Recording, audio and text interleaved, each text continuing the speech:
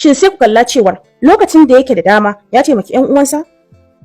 Idan ya taimaki ƴan uwansa, shin a yanzu da dama ta subuce masa, sun taimake shi? Abu biyu ne zuwa uku. Idan sun taimake shi kusan halin da suke ciki ba, walillahi hamdu, wannan sai Allah. Idan ba su taimake shi ba, kowa ya kama gabansa, wannan kansu suka yi mawa. Saboda ɗan uwansu ne kuma jininsu ne, kuma kowa ya sani a cikin ƴan uwan cewar idan wannan bai sani ba wannan ya sani. Lokacin da wane yake samun kuɗi yake sharafinsa, ya taimaki ƴan uwansa, ya kyautata wa ƴan uwansa.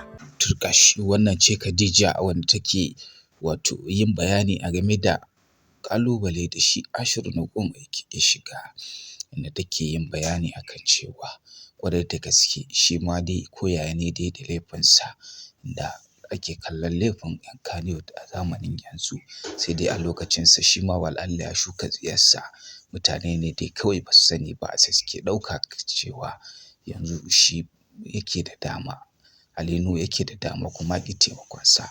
Ba a san a baya me ya shuka ba, sannan kuma me ya musu na sharri ba. Da dai a tsari dai na rayuwa, idan kai wa mutum daidai ƙwarai da gaske ba zai manta ba. Kazalika idan kai masa rashin daidai shi ma ba zai manta ba. Bari in kunna muku ku ji ƙarshe. Ke shi kusan halin da suke ciki ba, walillahi hamdu, wannan sai Allah. Idan ba su taimake shi ba, kowa ya kama gabansa, wannan kansu suka yi mawa.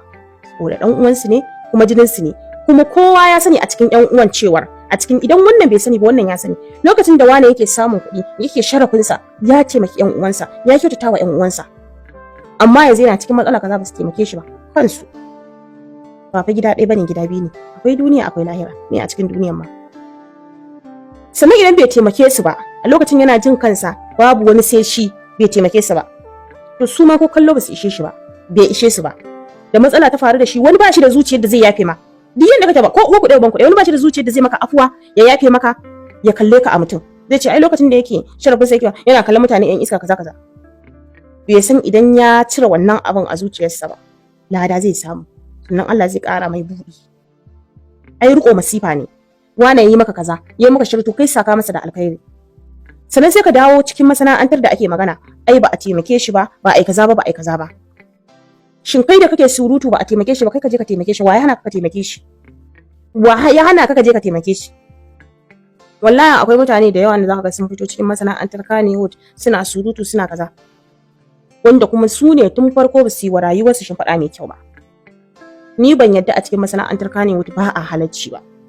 Ban yadda a cikin masana'antar Kannywood ba a taimako ba, ban yadda ba. Babu abin da ya taɓa faruwa da ni, sannan a yanzu ni sunan ina son harkar ne amma bana alaƙa da su. Amma idan kai jojin yanzu na mutane da yawa suna son abin hannunka ne, ba kai suke so ba.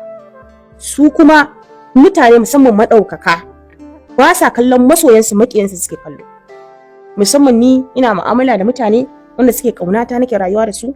Idan na samu ɗaukaka, waɗancan da za su dinga min roman baki sai in ɗauka su ne masoyana, alhalin maƙiyana ne, suna amfani da lokacina.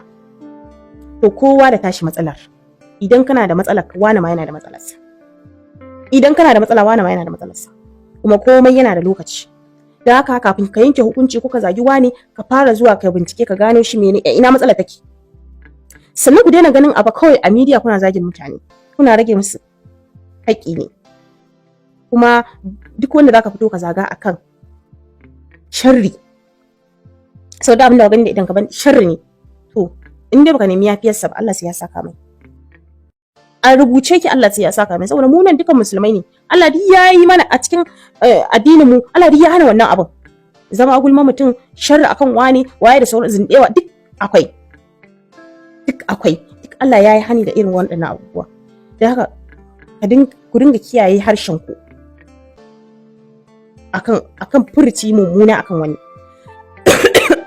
Kada ku manta ku faɗa mana ra'ayoyinku, sannan ku danna mana subscribing da alaman ƙararrawa a wannan tasha ta mai albarka ta Arewa Duniya TV. Za mu ci gaba.